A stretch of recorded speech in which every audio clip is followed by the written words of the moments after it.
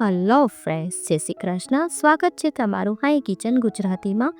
આજે આપણે બનાવીશું આમળાનું જ્યુસ અને તેને સ્ટોર કરવાની રીત. આમળા જે કુદરત તરફથી મળેલું અમૃત છે. આમળામાં ભરપૂર માત્રામાં વિટામિન્સ, મિનરલ્સ અને ફાઇબર રહેલા હોય છે, જે સ્કિન, વાળ અને આંખ માટે ખૂબ જ સારું છે. રોજની બિઝી લાઈફમાં સવારે આમળાનું જ્યુસ બનાવવાનો ટાઈમ નથી હોતો, ત્યારે તમે આ રીતે સ્ટોર કરીને રાખી દો. પછી સવારે ખાલી પેટે આ રીતે જ્યુસ બનાવીને પીશો તો વજન પણ ઉતરશે અને બોડી ડિટોક્સ કરશે. તો ચલો બનાવવાની શરૂઆત કરીએ. આમળાનું જ્યુસ બનાવવા માટે આપણે અહીંયા 250 ગ્રામ આમળા લેવાના છે. ત્યારબાદ એક બાઉલમાં પાણી લઈ અને એમાં 1 ચમચી મીઠું ઉમેરીશું અને બધા જ આમળાને એમાં ડુબાડીને રાખી દઈશું. આ 10 મિનિટ માટે આપણે એને પલળવા દેવાના છે, જેથી આમળા ઉપર જે ધૂળ, માટી, કચરો જે પણ હોય તે નીકળી જાય અને બધા બેક્ટેરિયા એના દૂર થઈ જશે અને આમળા એકદમ સોફ્ટ થઈ જશે. હવે આ ટાઈપ એક નેપકિન લેવાનું છે અને 10 મિનિટ પછી આમળાને નેપકિનની અંદર લઈ અને એને થોડા કોરા કરી લેવાના છે. જો આ ટાઈપ કરી લેવાનું છે. હવે આમળા એ સુપર ફૂડ છે. આમળામાં આલ્કલાઇન હોય છે, હેરફોલ માટે બેસ્ટ છે અને ઇમ્યુનિટી બૂસ્ટ કરે છે. એસિડિટી માટે તો બેસ્ટ છે. આંતરડામાં ઠંડક આપે છે અને આમળાનો ઉપયોગ કરશો તો કોઈ પણ કોસ્મેટિક્સની જરૂર નહીં રહે અને સ્કિન એકદમ ગ્લો કરવા લાગશે. જો આ રીતે આપણે બધા જ આમળાને જીયા સુધારી લેવાના છે અને બધા જ આમળા સુધારી અને એના જે થળિયા છે તેના થળિયાના ભાગને આપણે દૂર કરી લેવાનો છે.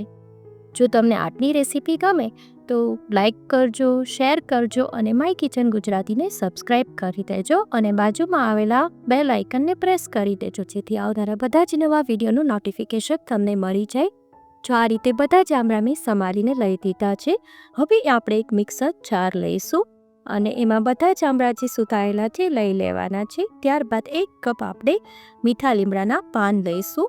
મીઠા લીમડામાં કેલ્શિયમ, આયર્ન, વિટામિન સી અને વિટામિન ઈ જેવા પોષક તત્વો હોય છે અને જે હેરફોલની તકલીફ હોય એના માટે મીઠા લીમડાના પાન ખૂબ જ સારા છે.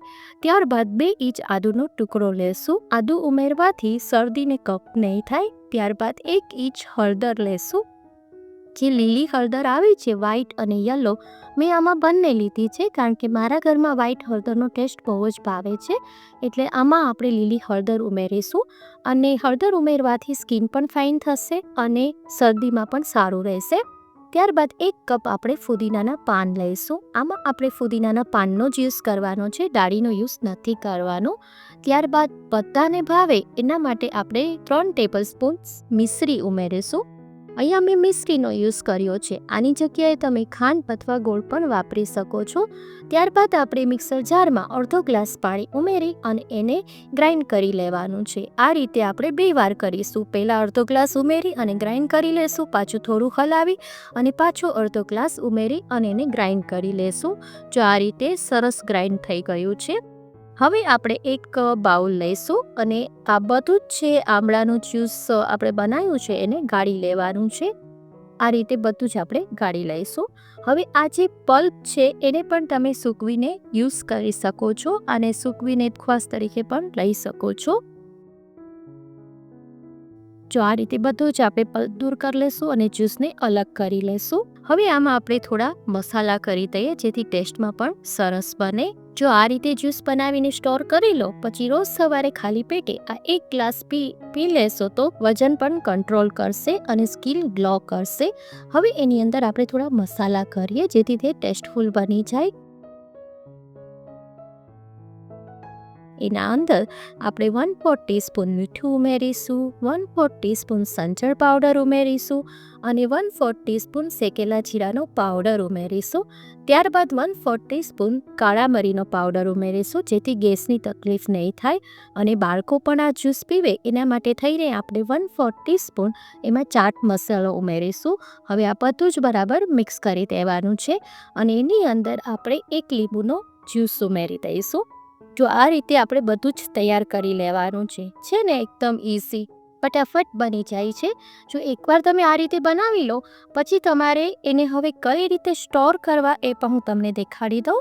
જો આ રીતે બધું જ જ્યુસ બનાવેલું છે એને તમે આઈસ ટ્રે યા પછી આ ટાઈપ મારી પાસે ચોકલેટની સિલિકોન મોલ્ડ પડ્યું છે, એ પણ લઈ શકો છો. પછી એની બધી જ કેવિટીઝમાં આપણે જે આમળાનું જ્યુસ બનાવ્યું છે તે બધું જ એમાં લઈ લેવાનું છે અને એને પૂરી રાત માટે આપણે એને ડીપ ફ્રીઝમાં રાખી દેવાનું અને પૂરી રાત એને જમાવા દેવાનું. જ્યાં સુધી એ ક્યુબના ફોર્મમાં આવી જાય ત્યાં સુધી એને જમાવી દેવાનું છે.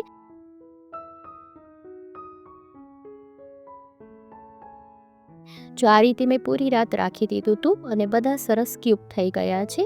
પછી આપણે એક એરટાઇટ કન્ટેનર લેવાનું છે અને એની અંદર આ બધા જ જે ક્યુબ બનાવેલા છે તે બધા જ આપણે ભરી લઈશું.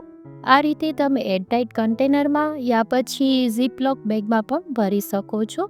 જો આ રીતે બધા જ આપણે આઈસ ક્યુબ લઈ લેવાના છે, આંબળાના ક્યુબ બનાવ્યા છે તે લઈ લેવાના છે અને એને બરાબર ટાઈટ બંધ કરી અને આપણે ડીપ ફ્રીઝમાં સ્ટોર કરી શકીએ છીએ. પછી આ રીતે થોડા નાના ગ્લાસ લેવાના છે, એમાં 3 થી 4 આપણે આ ક્યુબ ઉમેરીશું અને થોડું હુંફાળું હોય એવું પાણી ઉમેરવાનું છે. એને ઉમેરી અને હલાવી અને આપણે આ રીતે લઈ શકીએ છીએ. તો આ રીતે તમે ક્યુબ બનાવીને ફ્રીઝમાં રાખી દો તો રોજની બિઝી લાઈફમાં આપણે બિલકુલ ટાઈમ નથી લાગતો, એક જ મિનિટમાં આ રીતે તૈયાર થઈ જાય છે. અને હેરફોલ માટે તો આમળા બહુ જ બેસ્ટ છે. તો અત્યારે આમળાની સિઝન છે અને આમળા એકદમ ફ્રેશ આવે છે, તો આમળાનો જેટલો ઉપયોગ થાય એટલો કરવો જોઈએ, જેથી આપણી અને આપણા ફેમિલી મેમ્બરની હેલ્થ સારી રહેશે. અને મને કમેન્ટ કરીને કહેજો કે આજની રેસીપી તમને કેવી લાગી. જો તમને મારી રેસીપી ગમતી હોય તો લાઈક કરજો, વધારેમાં વધારે શેર કરજો અને સબસ્ક્રાઈબ કરવાનું ના ભૂલશો. ફરી મળીશું એક નવી જ રેસીપી સાથે. Till then bye bye.